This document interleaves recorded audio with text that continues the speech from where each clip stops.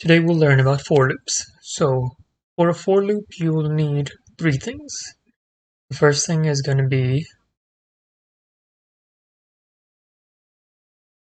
you'll need is an initializer.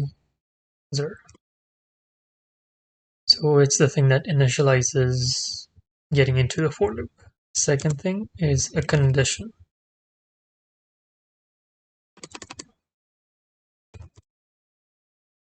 Third thing is iteration.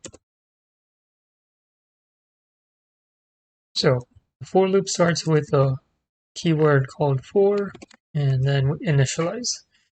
In initialization, we do a variable. Most of the time we do I. So let I equal, for instance, we'll start with 0 this time. And then we need a condition. So I is less than 6. Okay, and then the iteration. So for each time that I goes from 0 to 6, we need it to do something. So this time we'll say we want I to be increasing. So we can do I plus plus. Plus plus is the same as saying I plus 1, so I is increasing by 1 each time it goes through this for loop. Inside the for loop we can have console.log, and we can put I. Okay, so this is what's happening. So in this for loop, see my arrow? So we start up, the for loop is the keyword for. And then in the for loop, we have three phases: initialization, conditional, and iteration. So the first one is initialization, where we're making a variable called I, and I right now equals 0. Second part of it is the conditional.